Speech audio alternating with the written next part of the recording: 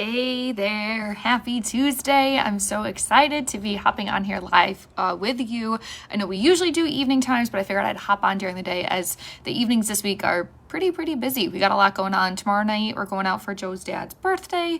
Thursday night, I have a group therapy call. Tonight, I've got to go get some dresses altered for some upcoming weddings that we have to attend. So it's pretty busy. So I figured why not hop in, give you a little afternoon break, a quick little live on why we can't just use the scale as our only measure of success. So as you are hopping on live, please comment team live. If you're watching this replay, please comment team replay. We're going to give everybody just a couple minutes to hop on here with me. Felicia's on. Hey girl, what's going on? We're going to give everybody a couple seconds to hop on with us here too, because I know it can be an iffy time. So we'll get those notifications out. Put some chapstick on and drink some water.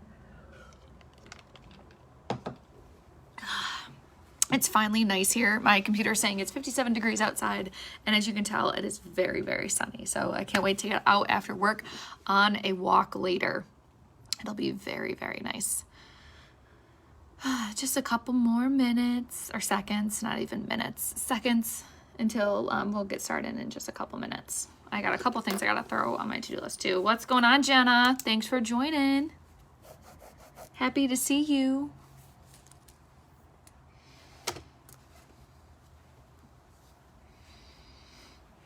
All right, team, let's get started. I don't want to waste anybody's time, so I want to thank you so much for hopping on here with me today. So we're going to talk about why the scale cannot be the only measure of success. So we often define success as, reaching our goal, and maybe your goal is weight loss. Maybe it is something else. Now, obviously, that number on the scale is going to mean something, and the higher the number is, the more predisposed we are to having other issues. So you can be health conscious and still want to, put your best foot forward, have the best relationship with food, and still want to be able to lose weight. That is absolutely possible. That is really what we do with a lot of our clients is they come with me for nutrition and health focus first, and weight loss is usually a side effect of all the things that we were doing. So we have to kind of keep that in mind. Now, we cannot take weight as the only measure of success. And here's a couple examples. My clients, when we start together, those first 2 months, we set the expectation of it's a calibration period, meaning that we have to start making slow little changes, find out the groove that we want to be in, most likely have to increase how much you're eating to get back to a regular intake that's covering all of our bases, covering your basal metabolic rate. So if we're not getting up there to a standard level of making sure you're getting enough in, that's going to be our first step. Now, as we're increasing how much you're eating, you shouldn't see any real weight gain, maybe 3 or 5 pounds or so, but mostly it's just going to be water stores in your muscles. But for the most part, it's nothing that's crazy. You're not actually gaining weight at that time. We're just building you back up to a maintenance level before we can put you back into a deficit. So during that time, you might be frustrated and be like, why am I not losing weight? But we have to be able to take care of ourselves. We have to be able to take care of our muscles and take care of our bodies and make sure that our hormones are being regulated right with making sure that we're getting enough food in before we can start that weight loss. So that's number one reason why we can't rely only on the scale as a measure of our success is sometimes that when we've been dieting for so long, we have to increase how much we're eating. Number two, the scale fluctuates and changes throughout the week. So if you're somebody that is weighing yourself every single week, stepping on the scale, being like, oh my gosh, I hope I did well, I hope I did well. That is not how we should be operating. The scale is something we really should be only doing, I say, once a week to once every 2 weeks at a time. It should not be a daily thing because it can drive us insane. It can drive us crazy, and we can get guilt as far as with things that we're doing. Some people use it as feedback, but if you're finding that you're becoming more and more reliant on the scale to tell you if you've been successful and that you're feeling better, then that could be a problem. So we have to separate our emotions from what that number on the scale is and use it as feedback. And our weight is also going to change throughout the week too, whether with stress levels, what you're eating, if you're going out to eat, if you had more sodium than normal, all of that is going to contribute to what our weight is and how that translates on the scale too. And another reason why we can't just trust the scale is that I have plenty of clients that are losing inches. My one client, Gab, is down about 4 inches from last month overall, which is amazing, and the scale is staying the same. Her body composition is changing, and the scale is staying the same, which is like, okay, that doesn't sound right. But that means that we are losing fat and gaining muscle mass because muscle is smaller than fat is. It can still, pound for pound, it's exactly the same. Fat doesn't weigh more. Fat takes up more space.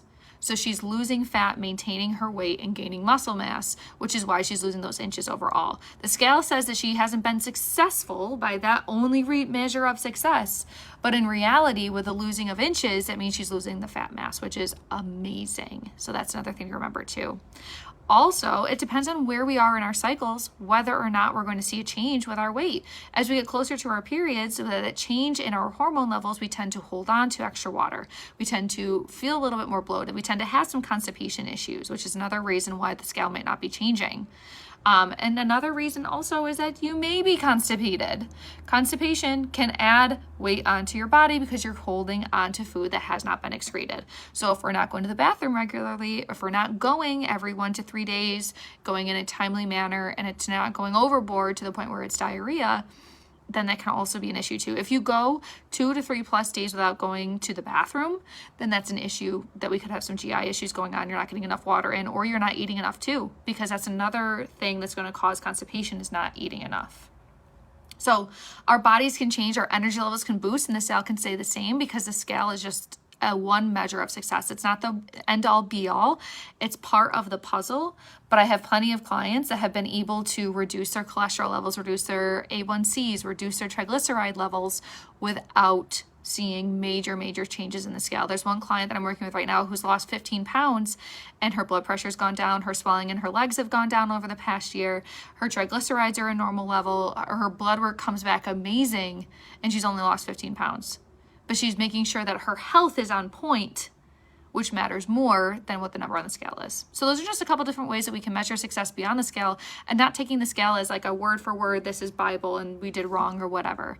You know, it's something that's fluid and changes and can be a tool to our success, and it can be a measure of our success, but that's not the only thing, because we have to remember that weight is an outcome goal. It is not a process goal. We can't set the goal of losing a pound this week. We can't set the goal of losing an inch this week. We have to set process goals that help us to change our habits that can help bring us to that outcome goal. So let me know, was this helpful for you? Do you have any questions on this topic? Please let me know down in the comments below. Share this group with your friend. Like this video. Thank you so much for watching, everybody. Super proud of you. Have a wonderful rest of your day.